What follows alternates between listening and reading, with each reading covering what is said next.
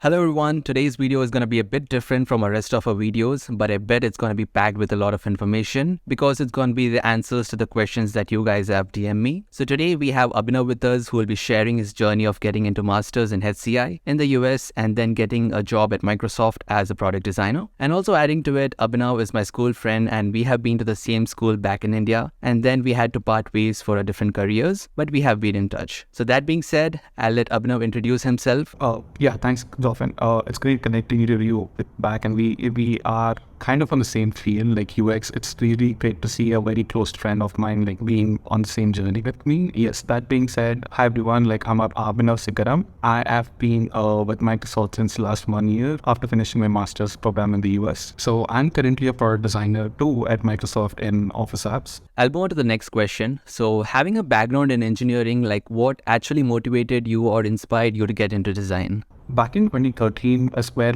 I had to give a class presentation on a new kind of technology. So that is where I was doing some course out of internet research, and ultimately I landed up on a TED talk which was given by Mr. B on a sixth sense technology. So getting inspired by that video, I was trying to understand of what is his background and how did he reach that MIT Media Lab, which was quite interesting, the birthplace of many other new technologies that we use today. So looking at his profile, and I did understand that there are design programs in India, so that were offered by IDC, Bombay, IITs, and there are a few IITs as well. Coming from that engineering background, this is something that I've explored all by myself at that time, and the exposure towards the design wasn't that great in 2023 toward 2013, but now it's kind of evolved as what I can understand. So that's how I kind of explored the field of HCI. That's where the journey actually got started, is what I would say.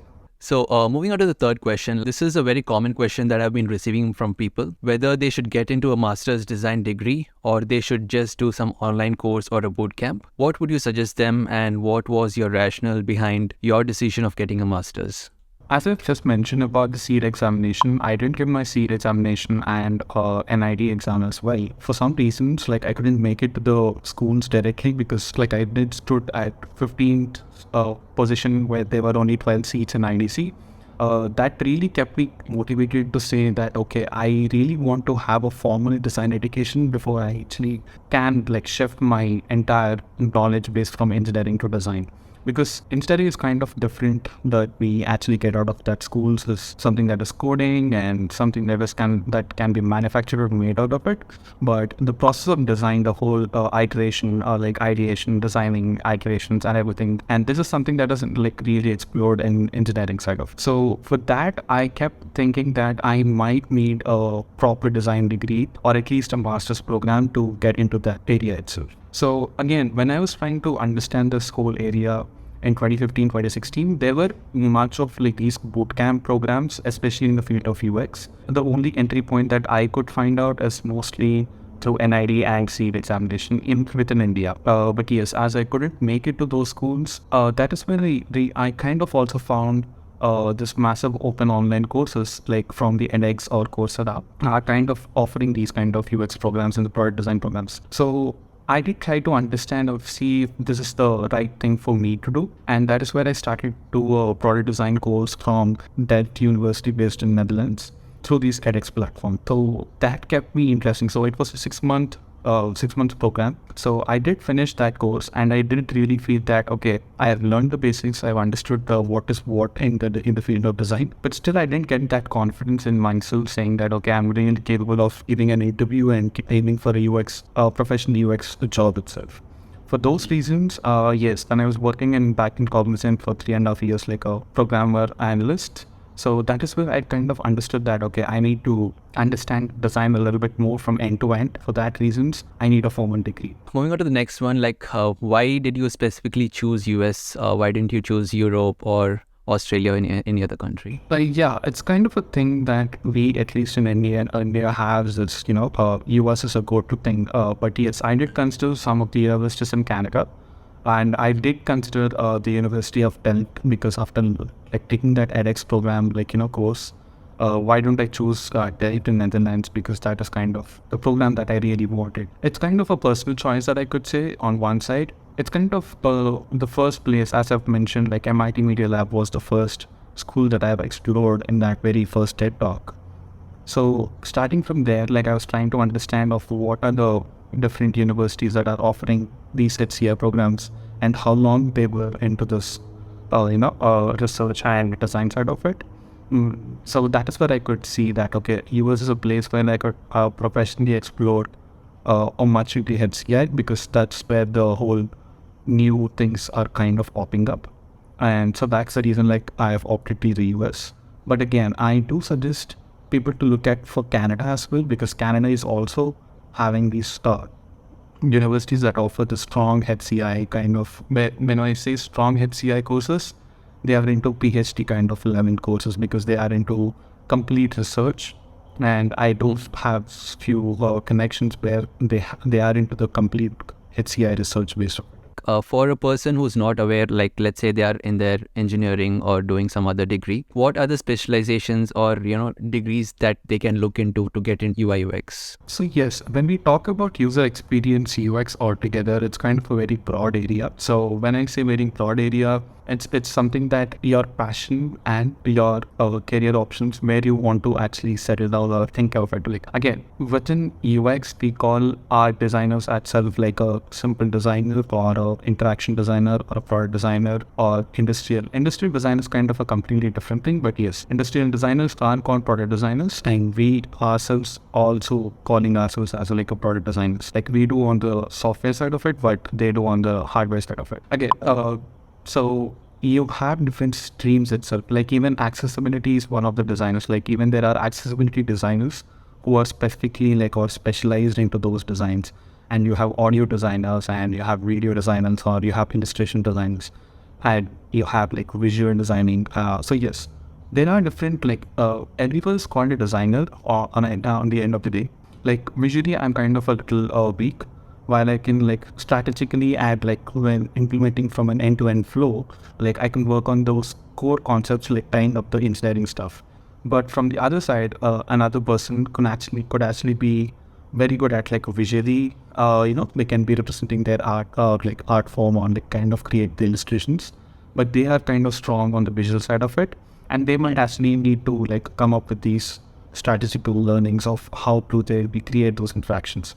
So it's like we need to put ourselves into different spaces within the UX, learn everything from end to end, and see and explore all these areas, and then ultimately settle down at one area where they would really want to work and become a kind of unicorn within that particular area.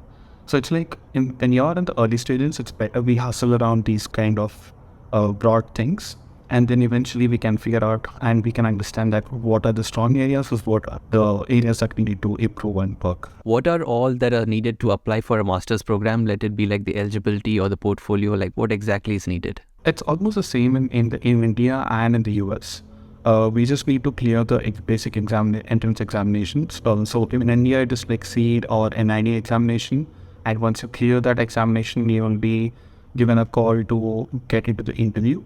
So you'll be having, different schools interview you in a different pace. So yes, you need the SEED examination or the NID exam, and you need to give that internal exam where you go on site and you give that attempt correctly, and at the same time you do well in the interview. So all of these scores accumulate together to give into your final score and getting into a seat.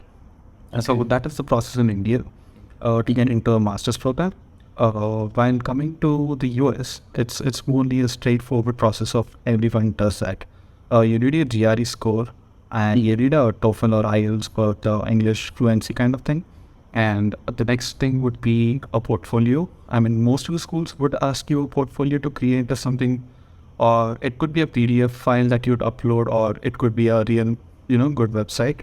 It's not needed as such, because I didn't have the real good website at that back in 2019. I just had a PDF portfolio that I just uploaded it. So having a strong SOP and having a resume that actually talks your interest with that portfolio, it could be a PDF portfolio as well, and a good GRE score would end you up onto the good universities in the US. One more additional question to this. Does actually having an experience help, or a beginner, like after completing your engineering, people can jump? Does that add as an extra point if you have experience? Well, in my case, it was like I worked for another company. Again, I'm back in India, like for Cognizant Technology Solutions for 3.5 years. Well, I'd say yes and a no, because I have seen my peers who have just completed their bachelor's again in engineering and not just required in design. And most of them have ended up, coming to the HCI program straight away. So getting that industry exposure is definitely going to help in getting into an internship quicker and a better internships, and as well as a better job, that I could say. On average, how much would it cost to get a master's degree in the US? Ivy Leagues would actually cost you a lot. That considered to be the top tier itself, like even in the field of HCI or whatever it is. So getting into those schools need a good GRE scores and good exposure on what we are going to do, or who we are going to work with within that university. I can't give you an exact number on how Ivy Leagues cost, but they are the costliest within the US. Then next comes the private universities. I didn't apply to one of those universities and got an admit to it. Like it is Rochester Institute of Technology, RIT, in upstate New York. And it was costing me around like 16K US dollars, like for the 2 years program. It's considered to be one of the best programs within the university in the US for HCI. But the same reason, like I did apply for IUPUI, like Indiana University, Purdue University, Indianapolis as well, which is a public university, and it is kind of a decent university, which gave me a scholarship and which gave me an TA or R research assistance as well. So, and it did cost like around 30 to 35K US dollars, but yes, for the next 2 years. So, but yes, the reason that I opted for IUPUI is, yes, one, it is being a decent university. It is not costing me a huge bucks. At the end of the day, I'll not be on a huge debt. The second reason is I received a scholarship saying that, okay, this person can be given a scholarship for that. And I did receive a TA or RA assistant. So teaching assistants, or getting the teaching assistants or research assistants is really important to not just getting getting the money in it from it, but it's the exposure that you get from the research and when you work with the professors itself.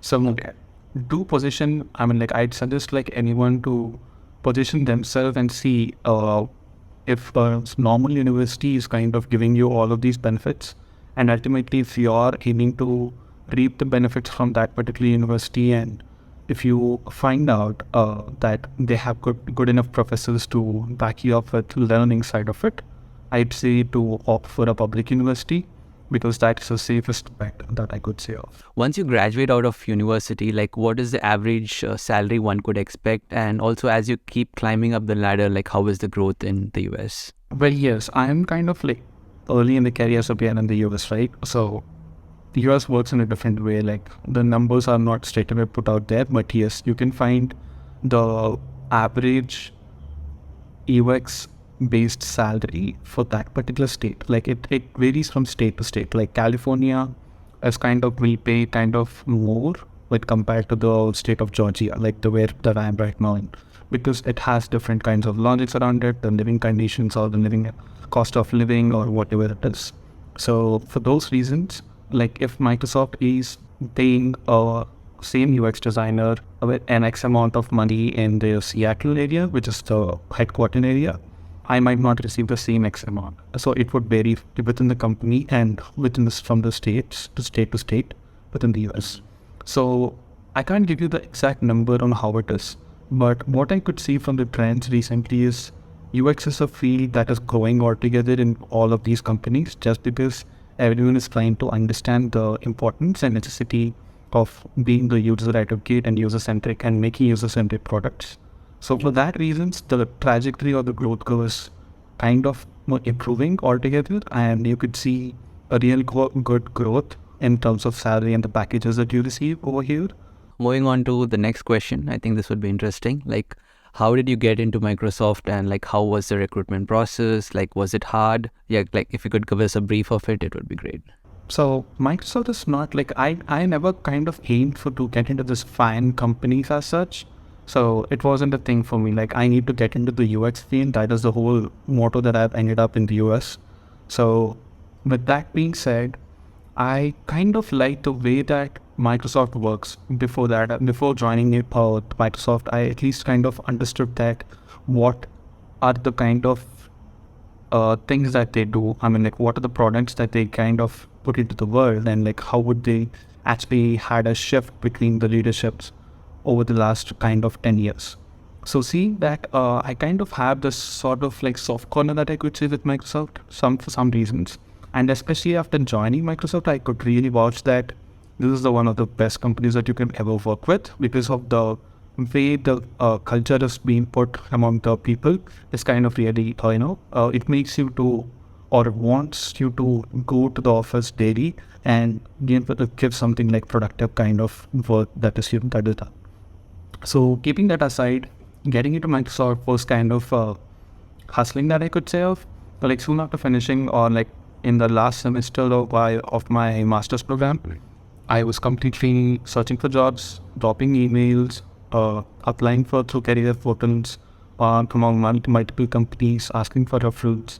It's kind of a hustle that I could say of, definitely. So on an average, any kind of immigrant student who would actually apply for at least 400 to 500 or 1,000 jobs applications. So that's kind of thing. So you can kind of apply for jobs, you get rejections, and everything is part of the game. And early in the process, when you get calls from different organizations, at least from the bigger organizations like Amazon, Google, Microsoft, anything like that, you would feel that overwhelmingness as well, saying that, okay, am I right now in position with interviewing with these big companies or something like that? It's totally fine. You need to be calm enough and keep going it through. Well, I still remember that giving my early interviews with all of the Amazon's teams, where I completely couldn't give my portfolio presentation in a very good way. And I really understood that, okay, I shouldn't, where exactly I had made some kind of mistakes. How should I avoid that? How would I improve myself for the next interview or with whatever company it is? So that's how I kept getting interview calls, preparing myself to that interviews, doing some mistakes, correcting it, and somehow moving ahead. So before entering the Microsoft, I actually kind of got affiliated with Hisense, which is one of the electronic consumer makers. I was linked into TV OS designing side of it, and I was kind of working with them. Even at that point of time, I wasn't really aiming for a particular job with Microsoft or any other big companies. But I kept going, saying that, okay, I'm not going to settle for a smaller thing that I'm kind of really working with right now. I really want to, empower on a big, at least work on the bigger products that I could really empower many people on the global scale. And I'm a kind of a person who actually looks for, as I'm being in the early kind of phases of the career, I really wanted that kind of guidance or the outlet from other designers that they are outside right now. And one better thing is these big companies don't have that kind of cultures or people right now and there. It's that we have to get in, and we need to make that connections so that we can understand and learn from them as well. So that kept keeping me going on. And one, I have received calls from different teams within Microsoft. I was talking to their hiring managers, and everything was fair enough. And one team got really interested in my background work that I was kind of doing, and they kind of aligned their work with my kind of previous works, and that is why they have given me a chance to get an actual interview. So with Microsoft, it's kind of a straightforward process that you could see. It's kind of open again, I guess. You'd be needing 1 full day. They'll be blocking the 1 full day and giving, they'll be assigning you with different kinds of calls. We'll be having 4 to 5 calls with different folks, like senior designers, product designers, principal product designers, and director level calls. So then they understanding us, you as a person, how would you present and how would you work within the team. You'll be having all sort of behavior analysis questions and your previous kind of works that you could present to them and everything as such. So that is more of an analytical and strategical thinking that you could put it into those interview calls. And at the end of the day or any time in the day, you'll be having 1 hour kind of portfolio review kind of session. When in this portfolio review session, it's something that the candidate would write the whole session. and we need to align the time exactly, and we need to present like at least three works that we actually worked on, previous works, which can align with that particular team, and you need to manage the time so that you'll have the last 10 minutes for Q&A session, and you need to keep going for the entire session.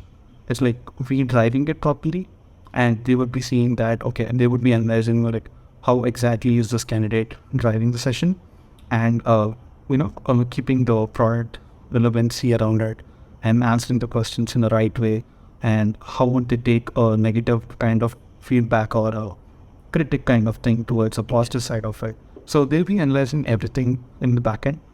It's something that we need to be ourselves, and we need to show an attitude that we'll be learning, and we'll be interested to learn from anything like that. So it's like a genuine connection between the team level thing and as a candidate that we need to feel.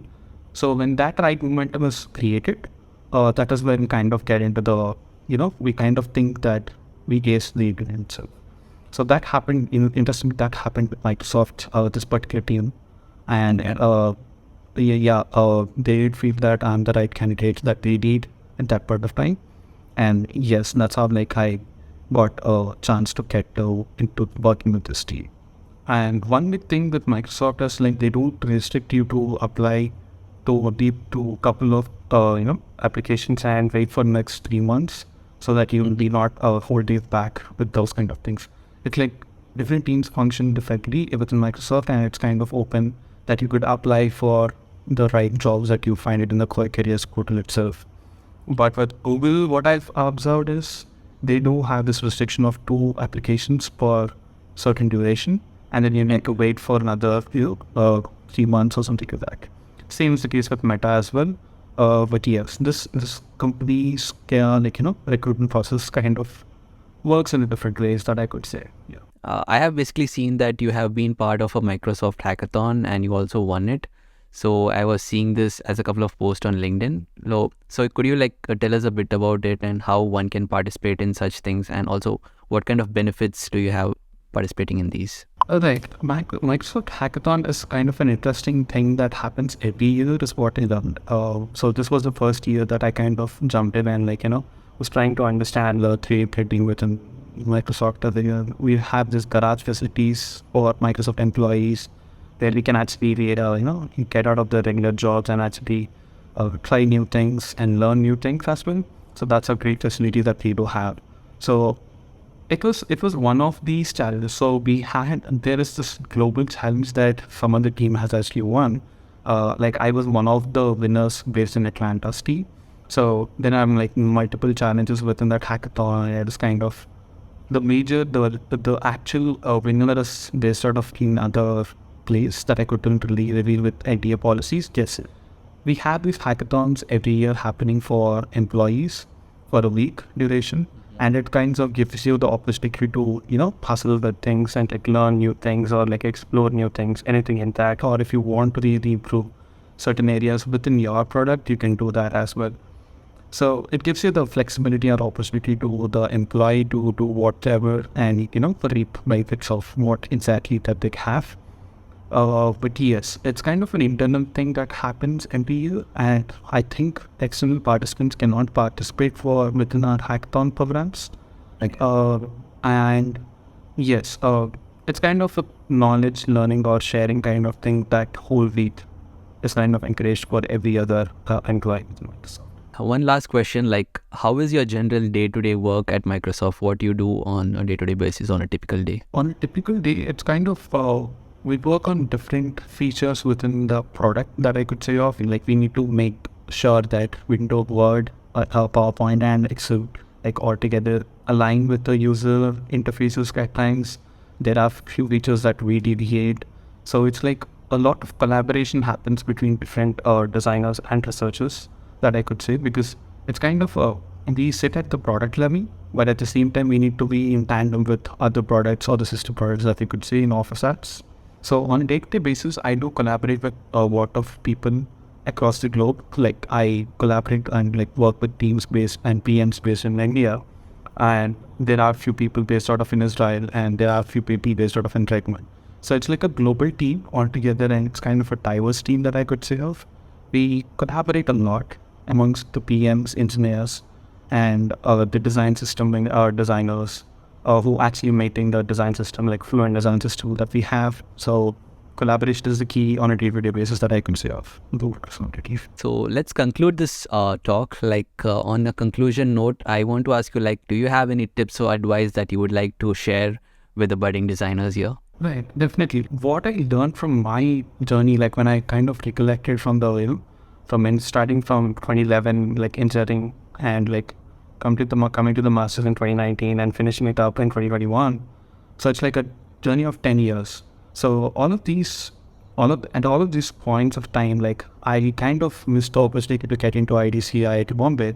I did really miss out the opportunity to get into NID because I got the seat in NID, but I had to take the decision of either this corporate job in Cognizant or NID. So it was a hard call at that time as well.